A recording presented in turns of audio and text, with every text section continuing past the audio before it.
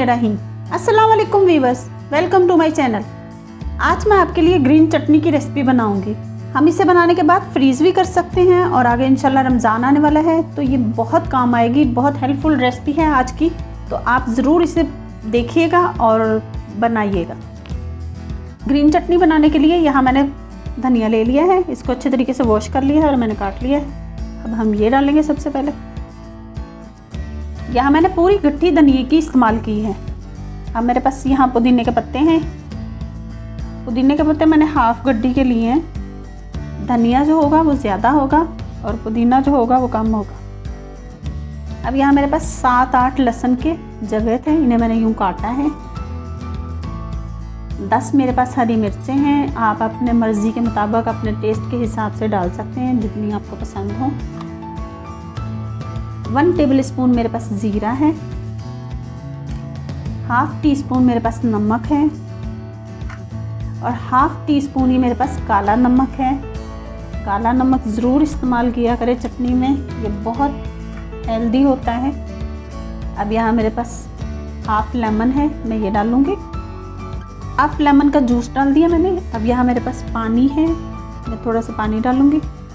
थोड़ा सा ही डालिएगा, ज़्यादा नहीं डालिएगा। अब हम अपनी चटनी बना लेंगे।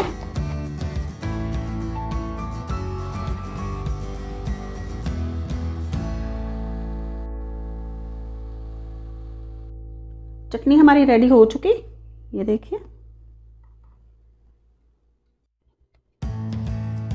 चटनी हमारी बिल्कुल तैयार हो चुकी। आप इसे फौरी तौर पर भी इस्तेमाल कर सकते हैं। ये नॉर्मली भी ऐसे ही मेरे घर में ऐसे ही बनाई जाती है, बहुत मज़े की होती है। तो अगर आप इसे स्टोर करना चाह रहे हैं तो यहाँ मैंने एक क्यूब ट्रे ले ली है, तो मैं इसमें डालूँगी। अब मैं ऐसे ही सारी चटनी इसमें डालने के बाद इसे 7 से 8 घंटों के लिए फ्रीज़ कर दूँगी। तो फिर जब ये फ्रीज़ हो जाएगी तो फिर मैं आपको दिखाती। चटनी हमारी फ्रीज़ हो चुकी, मैंने इसे निकाल लिया है, ये देखिए। अब मैं यहाँ एक कंटेनर लूँगी और इसे कंटेनर में रख लूँगी। मैंने इसे कंटेनर में डाल लिया है। आप चाहे इसे कंटेनर में डाल लें, चाहे आप इसे ज़िप लॉक बैग में डाल लें या फिर किसी भी पॉलीथीन बैग में डाल लें, जो आपके पास अवेलेबल हो आप उसमें डाल लें। मैंने यहाँ आपको दिखाने के लिए बहुत कम बनाई है, लेकिन अगर आप बना रहे हो तो बहुत सारी बना लीजिएगा और इसे फ्रीज़ कर लीजिएगा। तो बहुत काम आने वाली चीज़ है। कभी भी हम बिरयानी वगैरह पुलाव वगैरह बनाते हैं तो झटपट एक क्यूब निकाली और दही में डाला और फ़ौरन से रायता रेडी हो जाता है।